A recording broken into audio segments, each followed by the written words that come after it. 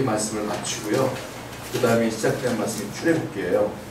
근데 우리는 출애굽기도 40장까지 있거든요. 굉장히 길어요. 그래서 이제 레위기 말씀은 사실은 저는 처음 설교하는 거거든요. 근데 여러분들도 레위기를 1장부터 마지막 장까지 듣기는 좀 쉽지 않았을 겁니다. 이게 좀 어려운 책 중에 하나예요. 많은 성도님들이 어려워하는 책 중에 하나가 가장 1순위로 뽑는 게 레위기고, 그 다음 이제 구약 성경에 보면 예언서들이 나와요. 이사야서, 오바댜, 아모스 이런 성경들을 좀 어려워하셔요. 그리고 이제 요한계시록 어려워하셔요. 제가 지금 오후 예배는 요한계시록 강의하고 있고요. 이번에 또 어려운 성경을 한번 선택을 해봤어요. 레위기를 한번 같이 묵상해 보면서, 이런 기회가 별로 없기 때문에 한번 우리가 신앙생활을 한번 배워볼 필요가 있지 않을까 생각에 레위기서를 묵상해 보려고 하는데요. 오늘 말씀은 구체적인 세밀한 말씀들은 없을 거고요. 개론적인 말씀들을 좀 수박 겉핥기식으로 중요한 부분들만 제가 말씀드리려고 그래요. 그래서 레위기가 얼마나 중요한 책인가를 여러분들이 한번 깨닫는 시간 되었으면 좋겠습니다. 자, 창세기가 끝난 뒤에 어떻게 끝났습니까? 요셉이 죽었어요. 관으로 들어갔어요. 그리고 끝났어요. 그 다음에 어떻게 출애굽기가 시작되냐면 이제 그들이 종살이를 하면서 나중에 출애굽을 하는 것으로 끝나요. 그러니까 이게요, 따로따로가 아니에요. 연결되어진다고 보시면 돼요. 그들이 이제 출애굽을 어떻게 하게 되는지 원인을 규명하기 위해서 요셉이 총리였고 아버지가 고생장에 살면서 이스라엘이 번성했다. 그래서 이제 애굽에 살게 된 것이다. 그 얘기를 진행한 것이 출애굽기예요. 출애굽기가 어떻게 끝나느냐? 창세기, 출애굽기, 다음이가 레위기거든요. 자, 어떻게 출애굽기가 끝나냐면 40장을 보면 하나님께서 모세를 25장에 출애굽기 25장에 시내산으로 불러요. 불러서 어떻게 해요? 40일 동안 그에게 계시를 막 하잖아요. 근데 이스라엘 사람들은 모세가 죽었는 줄 알고 막 우상 숭배하는 거 기억나시죠? 근데 40일 동안 거기서 계시를 받아요. 25장부터요 마지막 장까지 그런 내용이에요. 다 출애굽기. 그러다가 출애굽기 40장이 어떻게 이야기가 끝나냐면 하나님이 야, 성막을 지어라, 그리고 성막을 이렇게 지어라 얘기를 쭉 하시다가 모세가 그 얘기를 듣고 내려와서 성막을 지어요. 그 성막을 짓고 성막이 완성됨과 동시에 출애굽기는 끝나는 거예요. 그리고 시작되는 게 레위기예요. 그 레위기는 어떤 내용일까요? 이런 내용이에요. 하나님이 성막을 만들려고 했는데 도대체 성막에서 무엇을 하려고 만들겠을까? 그 성막에서 해야 될 일들을 이야기하는 것이 레위기입니다. 그러니까 이게 이어진다고 보시면 돼요. 연결되어지는 것이다. 성막은 뭡니까? 오늘날 교회를 말하는 거예요.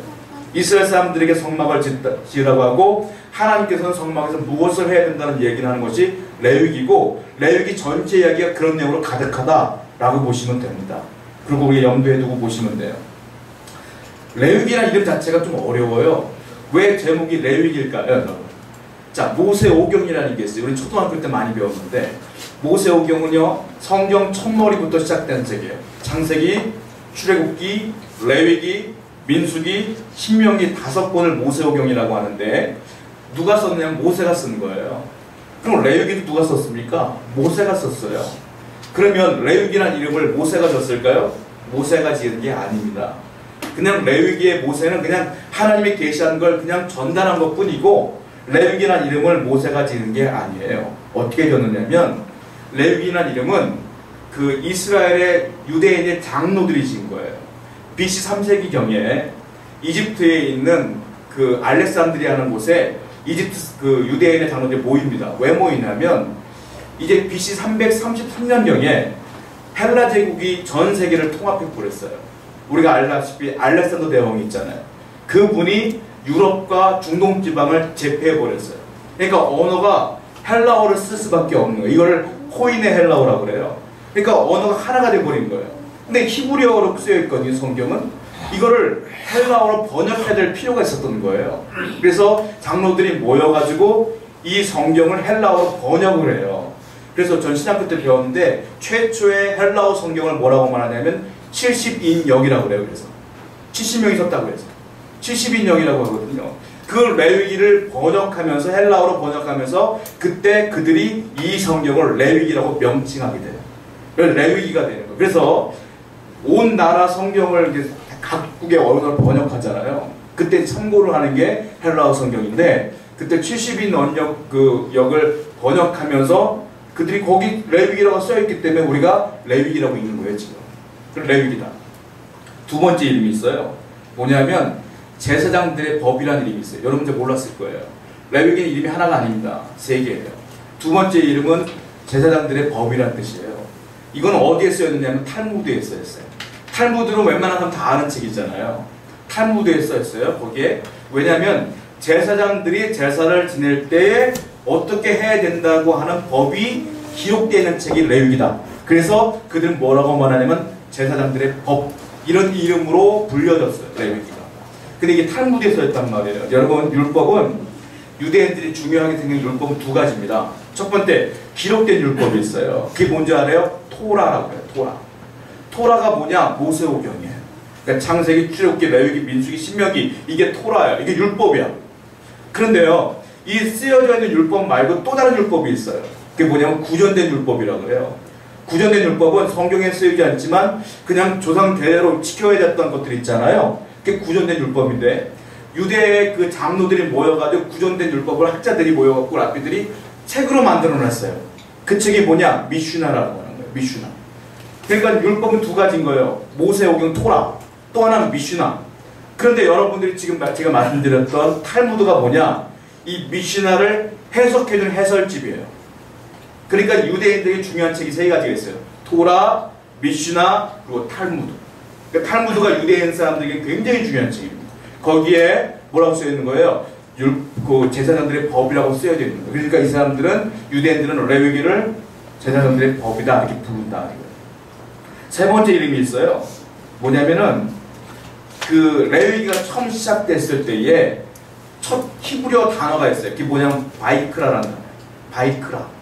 바이크라가 뜻이 뭐냐면 그리고 그가 부르셨다는 뜻이거든요. 이게 두 가지가 합쳐진 거예요. 부바라는 단어하고 그리고 카라라는 단어가 붙여진 거예요. 그래서 접속어와 그리고 부르셨다는 단어가 합쳐져서 그가 부르셨다는 뜻이거든요. 그리고 그가 부르셨다. 이게 바이크라.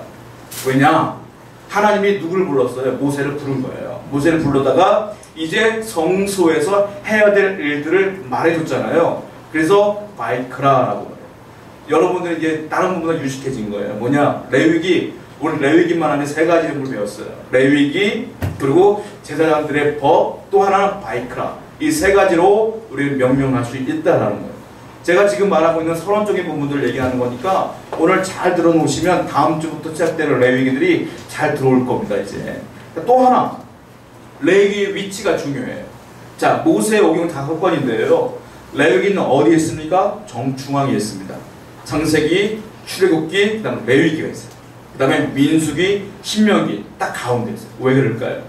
이게요, 출애굽기와 민수기를 연결해주는 책이 레위기예요. 사실. 왜냐? 여러분들이 잘 모르는 부분들이 하나가 뭐냐면 모세오경이니까 성경이 5권이라고 생각하세요. 원래는 5권이 아니에요. 원래는 모세오경이 아니라 모세가 쓴 책 한 권이에요. 이게 창세기, 출애굽기, 레위기, 민수기 한 권이에요 원래. 그런데 정경 작업을 하면서 다 따로 나누는 거예요. 그러니까 이게 다 연결되어져요. 다 그리고 하면서 연결되어지는 책이에요. 자, 성경 하나 보겠습니다. 하나님께서 성막을 만드신 다음에 모세를 부르거든요. 자, 레위기 1장 2절 본문 말씀인데 다시 한번 읽어볼게요. 읽어보겠습니다. 시작.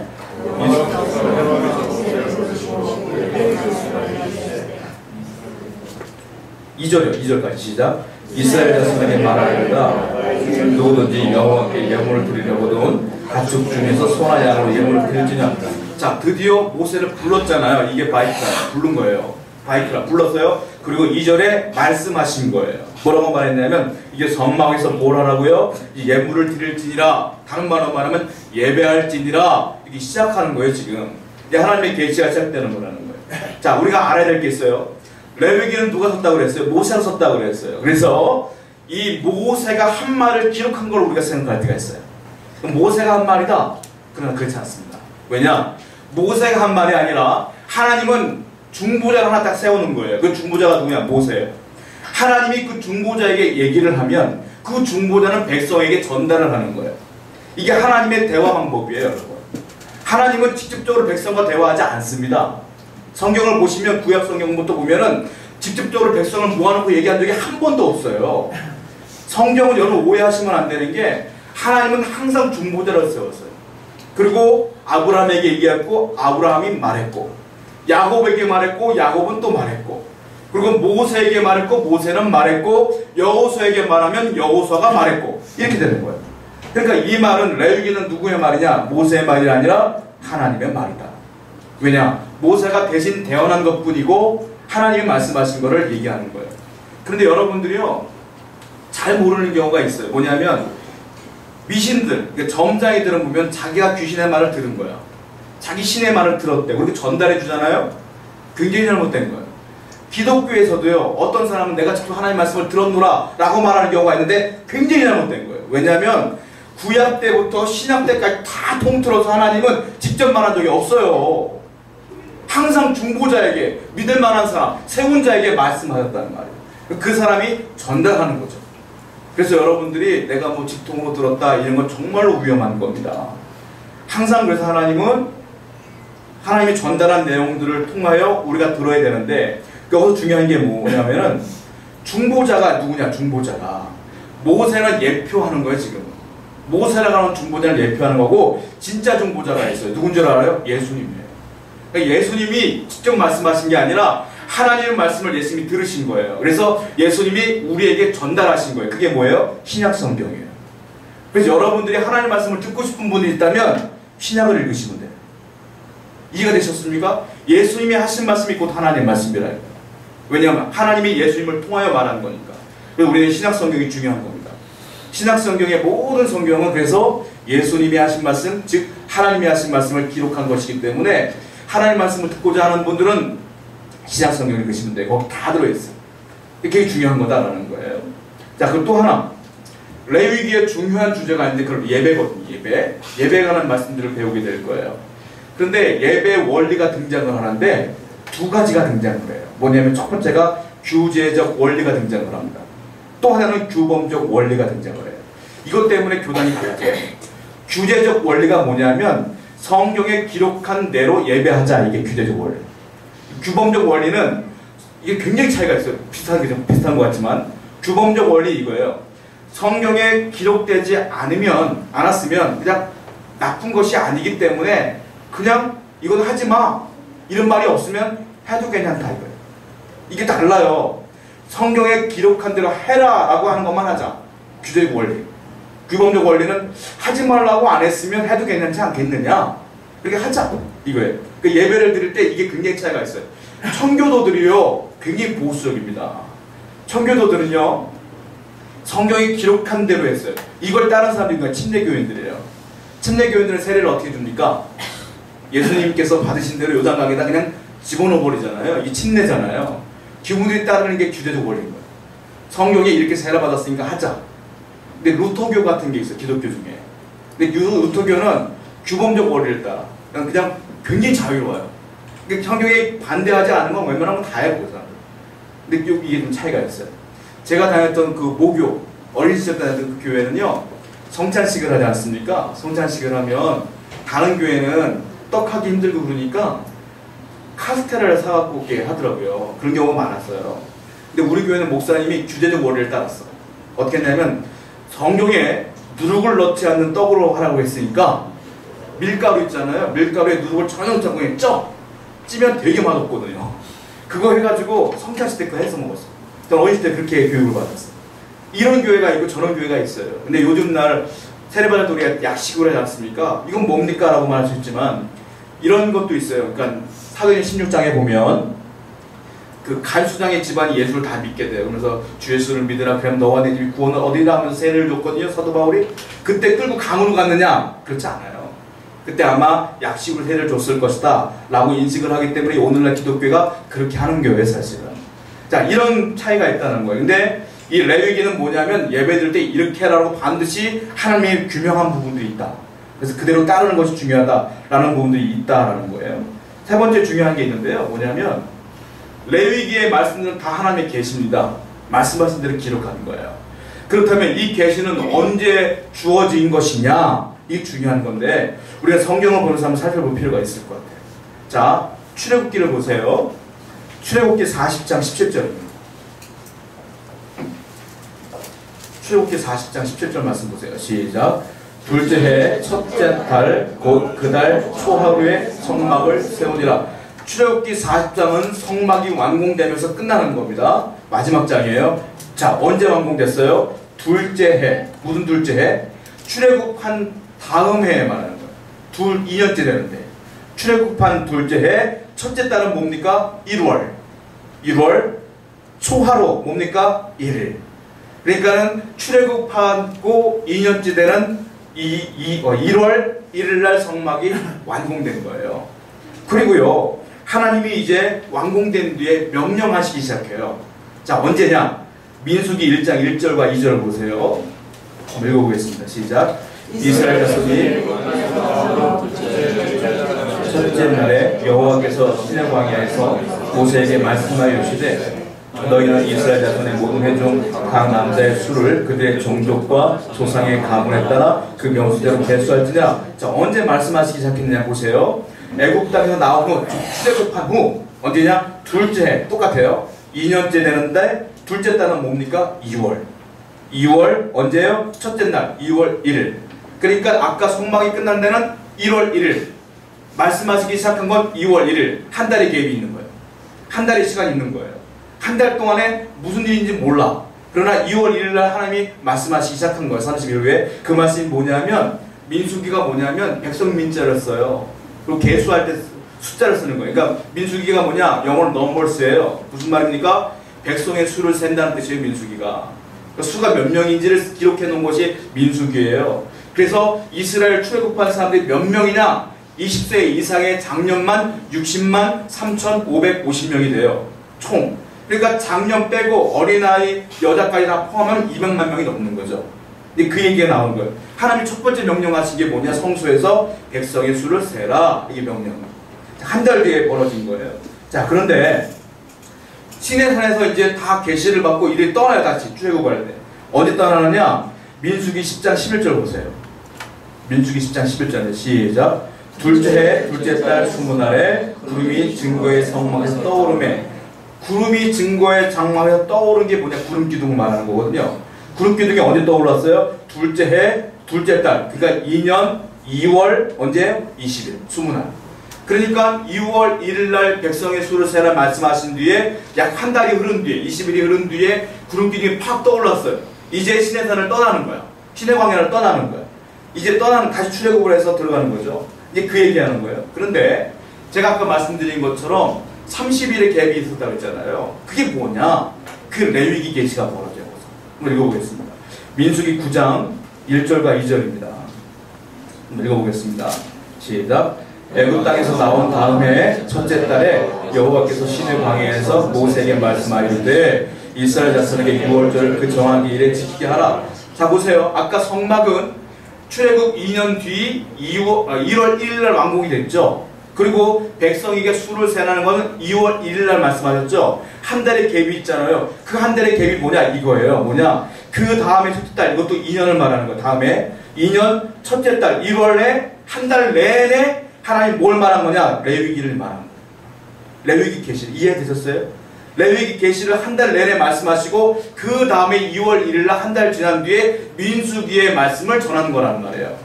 그럼 레위기의 말씀을 한 달 동안 계속 모세에게 말씀하신 거다. 그러니까 여러분 제가 이 얘기를 왜 하냐면 중요한 게 있어요. 하나님이 천지를 창조할 때 며칠 만에 만드셨어요? 며칠 만에요? 6일 만에 만드셨어요. 그렇죠? 너무 간단하게 만들었어요. 야, 사람이 뭐 진흙으로 만들고 뭐 해야 생겨나면 해가 생기고 말씀으로 6일 만에 끝내버렸잖아요. 제가 이번 추석 연휴 기간에 우리 아이들과 함께 작은 어딜 박물관 같은 데를 갔다 왔거든요. 근데 거기에 생명의 탄생이라는 영화를 상영하더라고요. 그 박물관에서. 한 2, 3분짜리 짧은 영상인데 제가 봤어요. 봤는데 뭔가 하고 갔는데 완전 진화론이야. 어떻게 얘기하냐면 갑자기요 비가 내리기 시작하더라고요. 그 영상에서. 비가 내리는데 비가 굳어져요. 굳어지면 돌이 되는 거야 이게. 마술 같아. 돌이 돼. 돌이 되더니 시간이 많이 흐르니까 돌이 부서지기 시작해. 이 가루가 되면서 이게 비둘기가 돼. 돌이 갑자기. 그러면서 인류가 생겨났다는 식으로 얘기하는 거 이게. 비가 돌이 되고 돌이 부서져가지고 생명이 되고. 저는 기가 막혔고 야 재미없다 가자. 나왔거든요. 여러분, 진화론자들이 얘기하는 거는 하나님의 천지를 창조한 걸 믿지 않죠. 기본적으로 이 지구가 수억 년, 수십억 년, 수백억 년 지나면서 이게 인류가 완성된 거라고 얘기하잖아요. 아니에요. 너무 간단하게 만들어진 거예요. 세상은 6일 만에 끝난 거예요. 사실 6일 만에.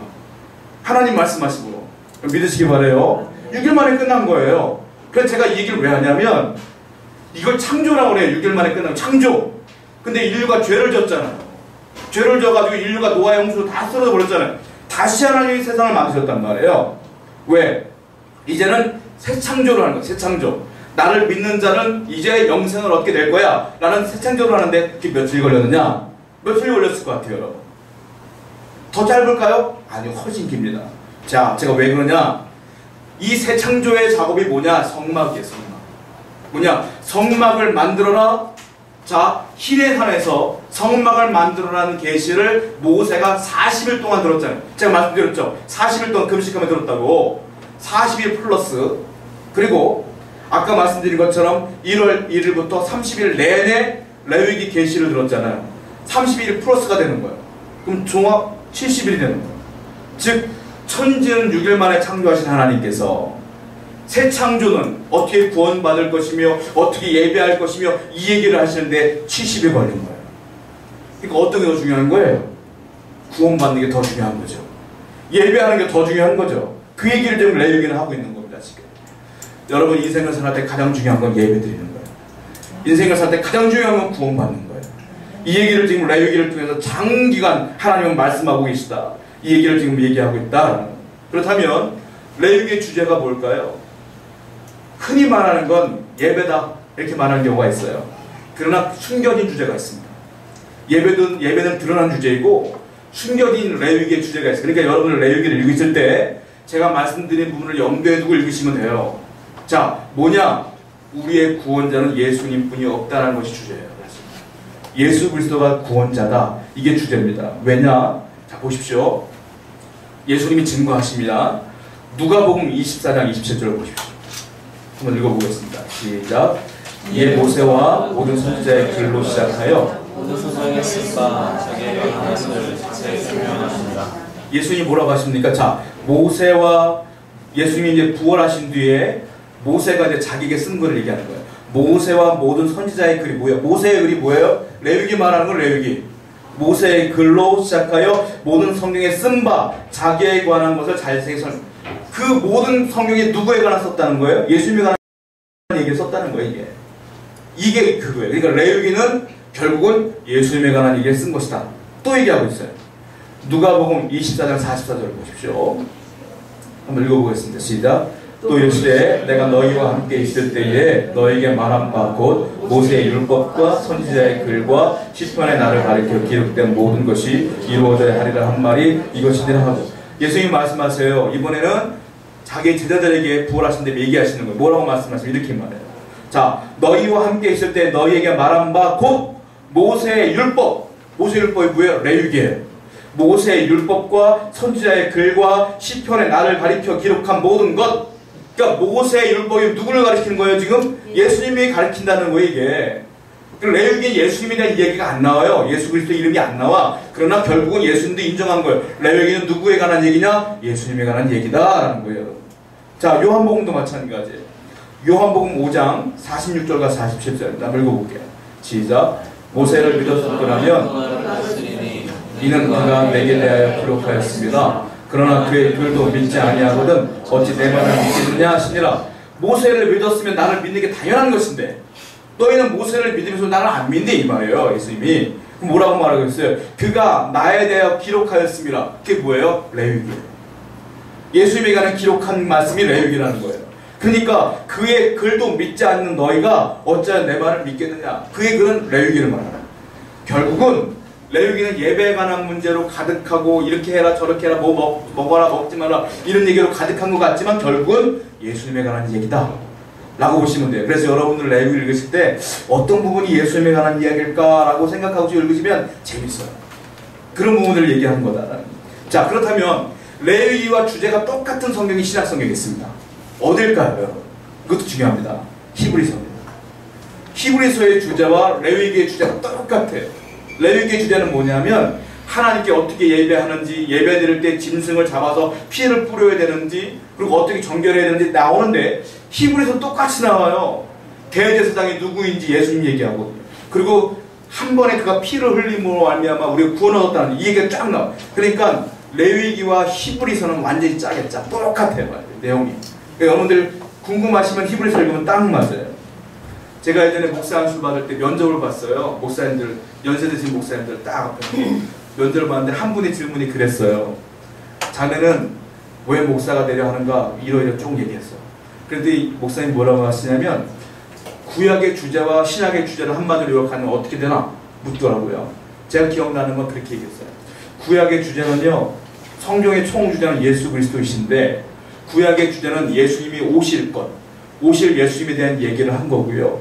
신약은 그 오실 예수님이 진짜 오셔서 하신 일들을 기록한 것이 신약입니다 라고 했더니 잘했네. 이거 안수 받았거든요 제가.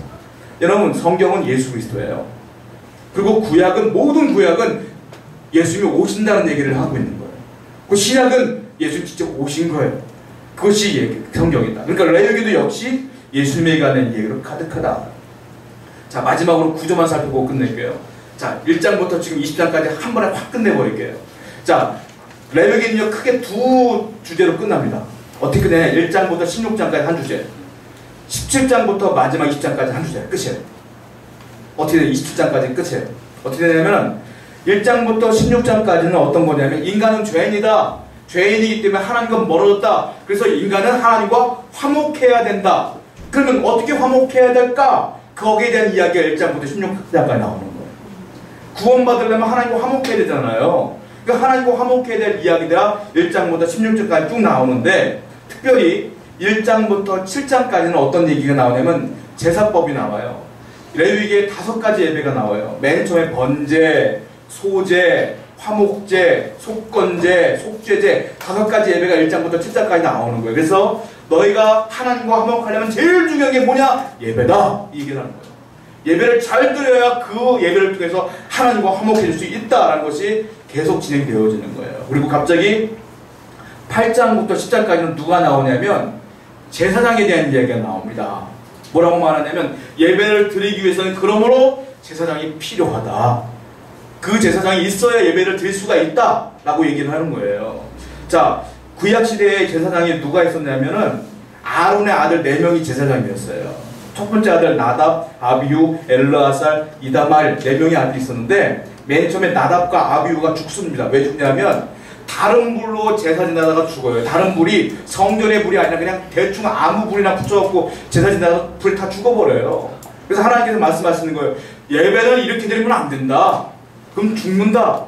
잘 말씀대로 성심성의껏 드려야 된다. 이 얘기를 쭉 하고 있는 거예요. 여기까지 이해가 돼요. 그런데 갑자기 11장부터 15장까지는 무슨 얘기가 나오냐면 음식 얘기가 나와. 갑자기 이건 먹어야 되고 이건 먹지 말아야 되고 먹지 말아야 되고 또 이건 먹어야 되고 이런 얘기가 쫙 나와요. 갑자기 왜 11장에 음식 규례가 나오냐면 인간은 하나님 앞에 죄인이기 때문에 화목해야 되면 예배를 드려야 되고 그리고 제사장을 통해 예배를 드려야 되는데 문제는 뭐냐? 인간은 죄가 많기 때문에 그 죄가 오염됐다 이거예요.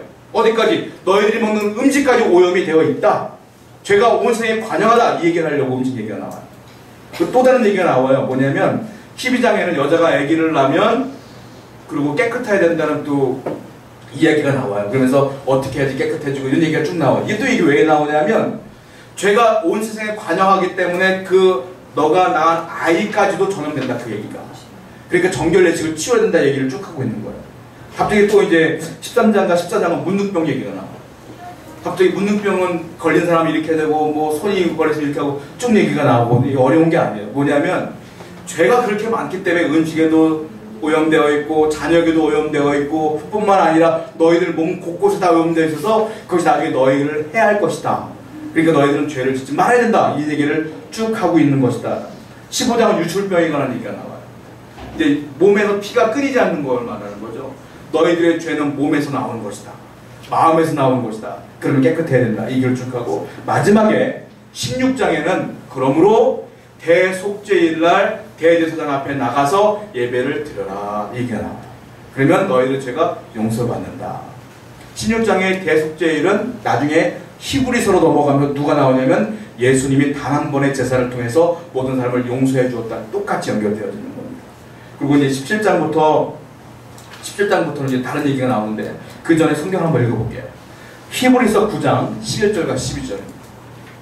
한번 읽어보겠습니다. 시작.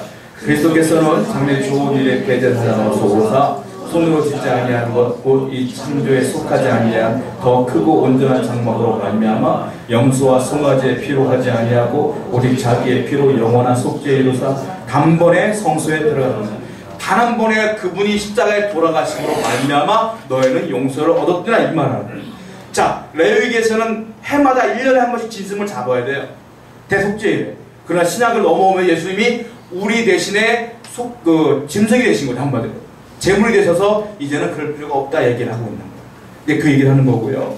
17장부터 27장까지는 이제는 어떤 내용이냐면 그러면 이제 하나님과 너희가 예배를 통해 화평하게 됐구나. 화평하게 되었으면 어떻게 살아야 될까? 이 얘기가 이제 17장부터 27장까지 된다는 거예요. 그때 대표적인 게 뭐냐면 18장을 보면 인간의 성생활에 대한 얘기가 나와요. 금지한 법이 나와. 수간, 동성애, 근친상간 이걸 저지른 사람은 하나님이 버린대요. 이 얘기가 쫙 나와요. 그래서 인간이 깨끗하게 살아야 될 이유들에 대한 얘기가 나와요. 이 동성애가 이슈가 많이 되는데 성경적으로 말하면 이건 금지요. 이거는 그 얘기를 쭉 하고 있는 거예요. 그리고 또 이제 그 다음에는 부모, 형제, 이웃 간에 어떻게 해야 되는지 예수 믿는 사람들은 구원받은 사람 어떻게 되는지 쭉 얘기하는데 그 중에 이제 대표적인 게 이제 문신 얘기가 나요. 문신. 요즘 타투 많이 하잖아요. 운동옷을 보면은 다 뭐 문신하고 그러잖아요. 성경에서 그만인 거예요. 이거.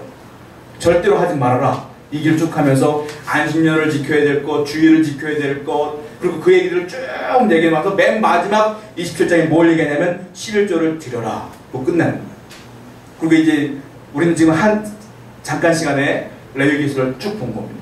결론은 뭐냐면 인간을 한마디로 요약하자면 생로병사이란 거죠. 태어나고 늙고 병들고 죽어요. 이게 인간이 않습니까? 그러면 이거를 성경적으로 요약하자면 뭐냐면 인간은 그러므로 죄인이다. 왜? 죽는 건 죄가 있기 때문에 죽는 거예요. 그러니까 이 레위기서의 말씀은 뭐냐면 인간은 죽기 때문에 우리가 살아있는 동안 예수 그리스도를 중보자로 삼아 그분을 믿음으로 구원을 얻는 게 가장 중요한 것이다. 이 얘기를 하고 있는 것이 레위기서다. 여러분들 레위기 말씀을 통하여 이제 우리가 언제 끝날지는 모르겠지만 큰 은혜 받는 여러분 되기를 다시 한번 축원드립니다. 우리 말씀을 기억하며 찬양하도록